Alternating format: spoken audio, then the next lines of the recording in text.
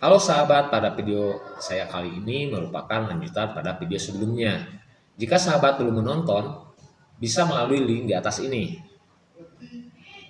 Pertanyaan yang akan muncul dengan menerapkan metode seperti ini adalah tentang topologi jaringan yang digunakan.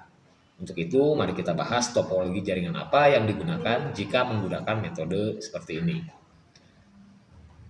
Sebelum masuk ke pembahasan tentang topologi apa yang saya gunakan, langkah baiknya kita bahas dulu topologi yang umum digunakan oleh sahabat-sahabat semua.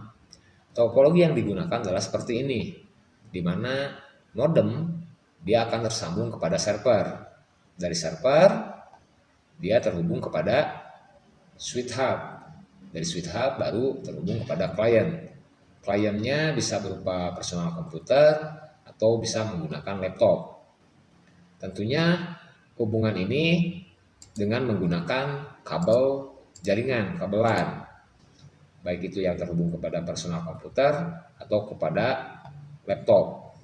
Tetapi kadang-kadang dalam satu kasus saya juga suka menambahkan satu perangkat. Di sini saya menambahkan perangkat router. Fungsinya untuk menghubungkan jaringan jaringan yang ada di sini kepada laptop. Jadi tidak menggunakan kabel lagi.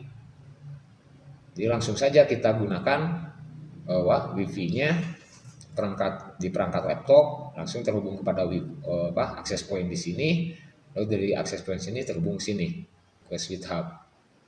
Sedangkan untuk topologi jaringan yang saya gunakan dalam metode yang telah kita bahas adalah seperti ini, di mana sambungan dari internet dari modem kita hubungkan langsung kepada switch hub.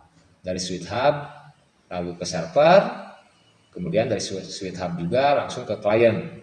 Jadi di sini ada perbedaan gitu ya. Perbedaannya jika topologi yang umum yaitu dari modem kepada server, dari server ke klien, dari server baru ke switch hub. Kalau dengan menggunakan satu langkah adalah seperti ini. Oke, jika sahabat semua sudah paham dengan topologi apa yang akan digunakan, langkah selanjutnya kita tinggal menginstal PHD ke VirtualBox-nya. Tapi dalam video kita kali ini saya tidak akan membahas tentang cara menginstal PHD ke dalam VirtualBox karena itu sudah dibahas oleh para master gitu ya.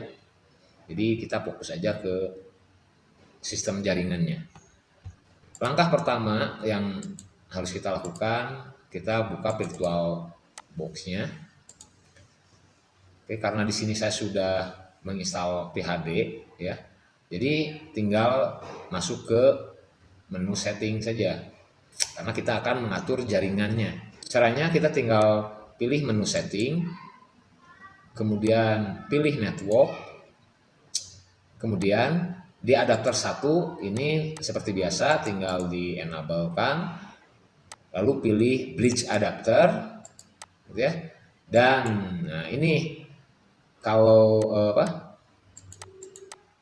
enaknya satu langkat itu kita tidak perlu mengingat-ingat adapter mana yang tersambung ke internet dan adapter mana yang tidak. Jadi karena hanya satu, jadi ya satu saja di sini yang munculnya, satu Ethernet.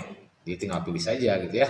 Kemudian adapter 2-nya biasa di NAT, tinggal pilih NAT, lalu oke.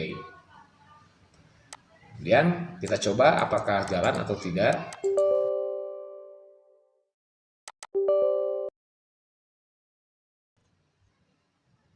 Oke. Oke, kita tinggal periksa saja Ethernet kita apakah benar terbaca atau tidak oleh oleh virtual ini. Kita tinggal pilih, nah ini pilih network. Nah, kemudian akan tampil menu seperti ini. Di sini kan sudah terbaca nih. Ini alamat IP yang satu dan alamat IP yang kedua. Jadi akan terbaca dua alamat IP di sini ya. Jadi kita tinggal jalankan saja. Coba kita jalankan, tulis start.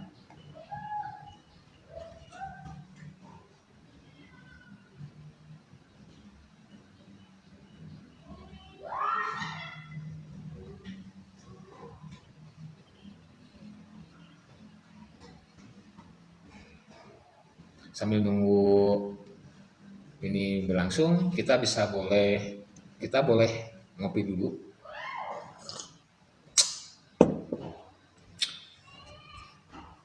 Oke.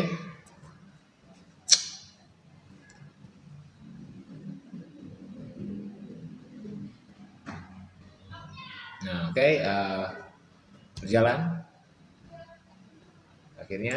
Jadi kita dengan nol, sorry.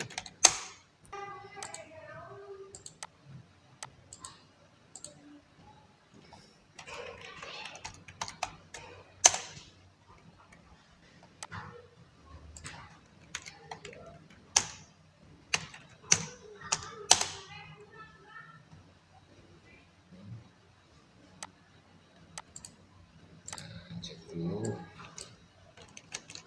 komputernya. Oke.